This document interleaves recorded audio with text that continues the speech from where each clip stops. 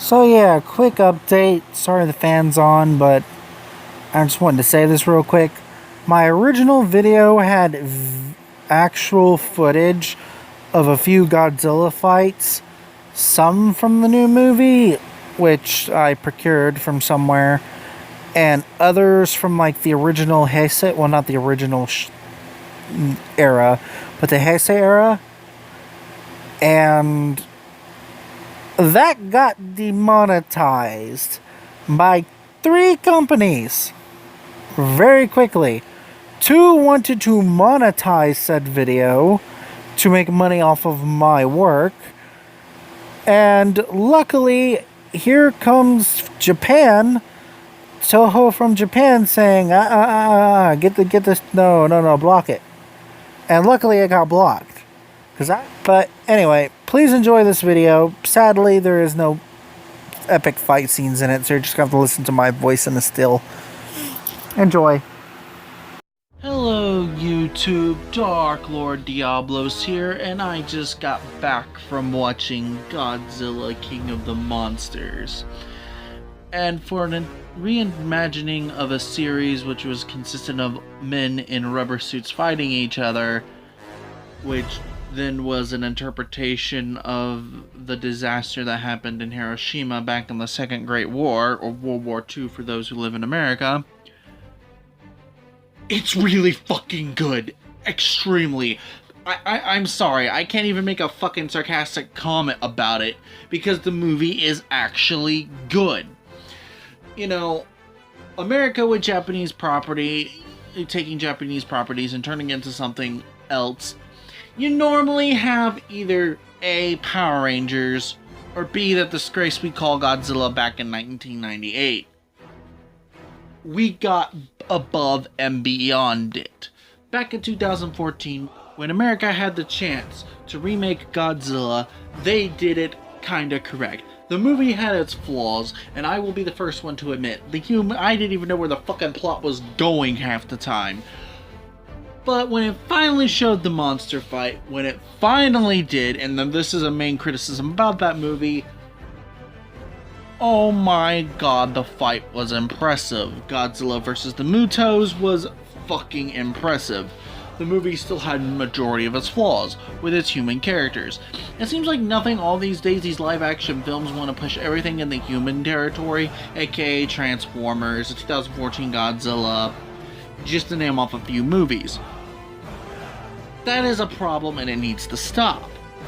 But Godzilla King of the Monsters, on the other hand, yes, the human characters is there. Yes, I can still say it's a validated criticism.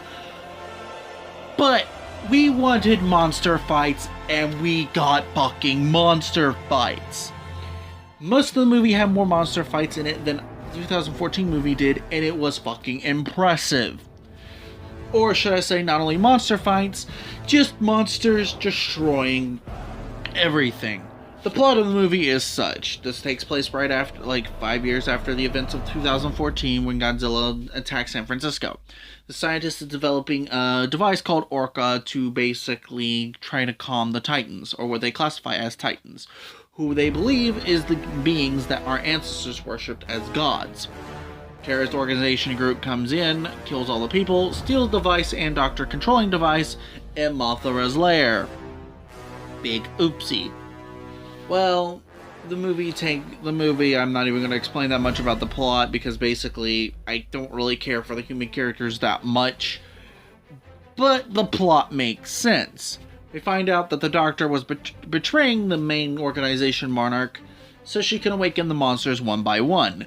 And they started with Monster Zero, a recently discovered monster in Antarctica.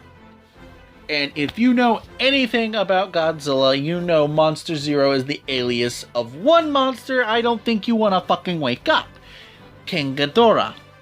And this the plan didn't seem to go well. I mean, King Ghidorah wakes up, Godzilla senses King Ghidorah's awakening, and Godzilla goes straight to it.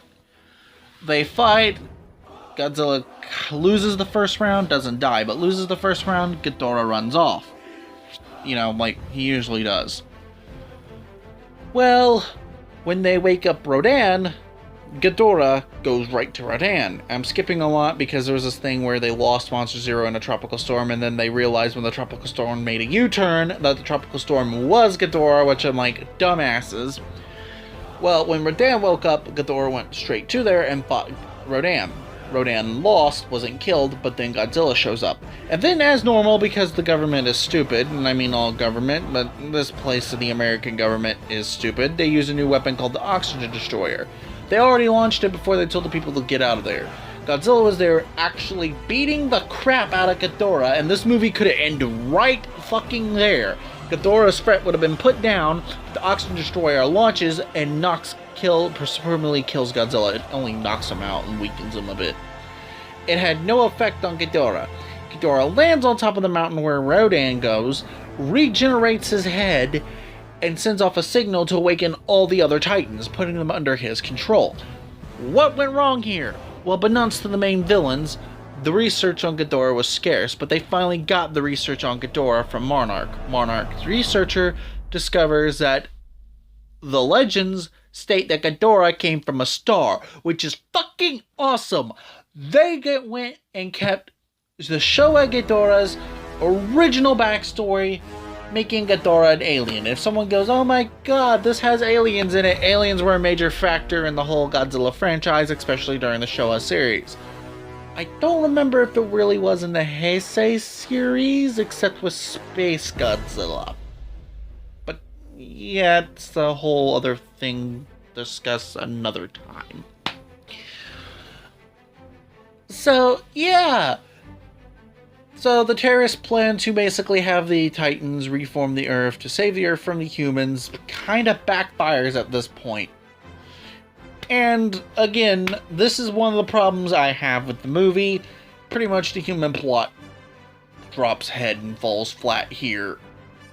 Well, kinda. I mean, Monarch's motivation's still there, you know, rescue Godzilla to stop Ghidorah. That's still there. The only monster that the signal doesn't affect is Mothra. And I love how they integrated Mothra into this universe. Mothra's title is the Queen of the Monsters. And back at the base, because they pretty much had... Monarch had one of their bases, like, right outside Godzilla's door. And when I mean right outside Godzilla's door, I mean legitimately right outside Godzilla's door. She sent a signal to him and they found out, yeah, Godzilla's alive. Nah, shit, it was halfway through the movie. Anyone with a brain could have figured that out. Well, this is where, you know, the plot kind of goes to the obvious, but it was, but hear me out. It was still an epic moment. My favorite actor, I'm going to put the name down here because it's Japanese, and we all know I butcher Japanese names a lot, and I actually respect this guy, so I'm not even going to begin to, like, try to mispronounce his name. He plays the leader of Monarch. When they went to try to rejuvenate Godzilla using a nuclear bomb, the torpedo launcher was jammed because of the crash, I think. Convenient, I know. So he sacrifices himself, and the way he does it is so honorable. Godzilla lives in an underwater temple that could be Atlantis. I'm just saying that because it's like the most famous underwater city. I mean, it could be something else. I wouldn't be surprised if there's another one with Cthulhu in this. I'll get to that later. Well, he goes in there, sets off the bomb, but before the bomb goes off, he goes up to Godzilla and touches him on his muzzle and goes, "Goodbye, old friend." And every movie has this one line which brings the emphasis of the movie down to a T and has an emotional impact. For Endgame, it's I Love You 3000. For this movie, for me, it's Goodbye, old friend. Because that was really emotional. My favorite actor pulled it off really, really well. By the way, he seems to die in a lot of movies that I watch him in. Huh. So, after he gets rejuvenized, everyone was complaining about this Godzilla's new design, saying he's a lot more thick than normal. Well, here's the reason why. The nuclear bomb energized his body to big muscular degrees. So, haha. And it works out pretty well. And I can't really describe the fight because I just want you guys to watch the fights because that's what's important. But pretty much, you know, they go in there, big old monster battle in Boston, and it's just fucking really, really good. One of the jokes that were brought up, which I thought was funny, was because the relationship between Mothra and Godzilla. One person said, wait, so that means, do they have a thing? And before that conversation could get even further, the researcher goes, a symbiotic relationship between species is something we can barely comprehend. That was funny. Me and my friends are on the sideline as like, oh my god, would it be cute just to see Mothra and Godzilla babies running around? Yes, the conversation just went down that way, Phil. Yes, it did. I highly recommend this movie. And not only that, the one of my problem with it is that it sucks. That, not the movie sucks, but it sucks that it's not making enough money to get a sequel. And they set it up for a good sequel. The Oxygen Destroyer did not destroy the head that Godzilla ripped off in his second confrontation with Ghidorah. That head's still around. Not only that, it was used, the Oxygen Destroyer was used for that. And that brings a major opportunity to bring, he's not iconic as Godzilla, he's not as iconic as Rodan, he's not as iconic as Mothra, and he's not as iconic as Ghidorah or Mechagodzilla. But this brings a chance to bring one of Godzilla's most powerful enemies into existence. Someone who I think is just about as strong as Kaiser Ghidorah. Well, no, Kaiser Ghidorah is OP. I'm not even going to say that. Destroyer. And yes, it is Destroyer. Even though the dub says Destroyer, the trademark name is Destroyer, and I am pronouncing it Destroyer. If anyone says I'm culture appropriating, they can kick my ass because, you know, this character doesn't belong to any country, so fuck you.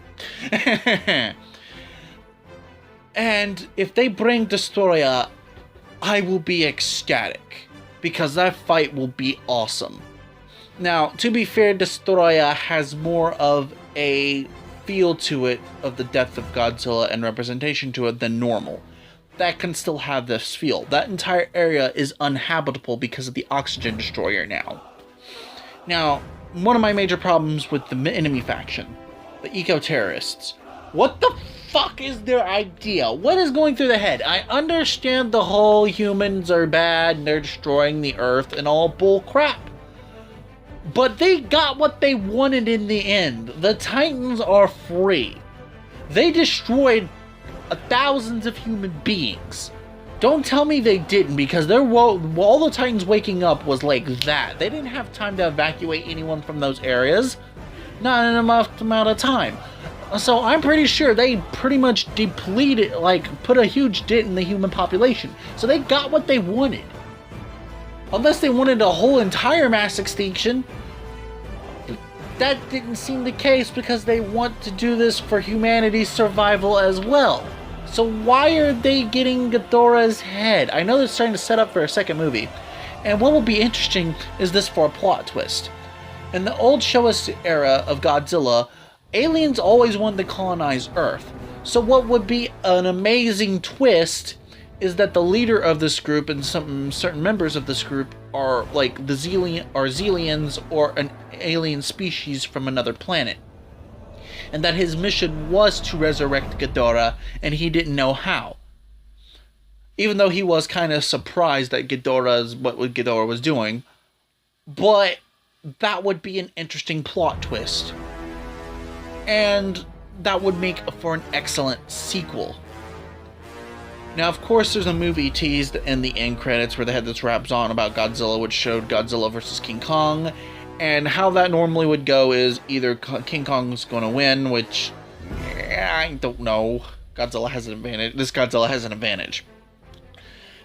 Or it's going to be a tie. I would prefer it to be a tie than King Kong winning.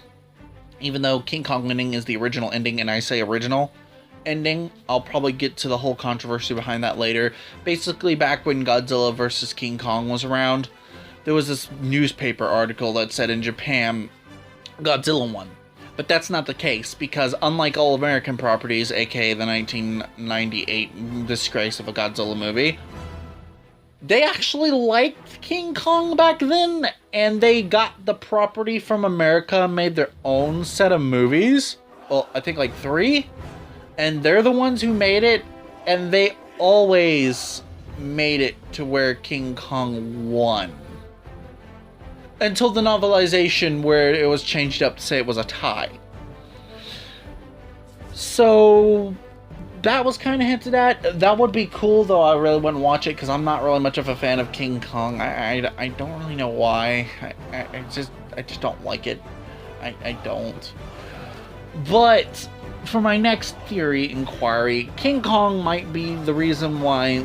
Nah, I'm not going to explain that. I'm just going to let you watch it. But I highly recommend this movie, and I really wish more people would go to watch this movie because it's really fucking good. If you're not even a fan of Godzilla, you would love the monster fights. That's all I'm saying. It is just as good as the MCU action. I plead you to go watch it. Thank you. This has been a review on Godzilla King of Monsters. I give it a Godzilla dorsal fins out of 10. Yeah, that's it. Godzilla's dorsal fins out of 10. I'll see you next time. Have a wonderful day. Hit the like button, comment, and subscribe. Ciao.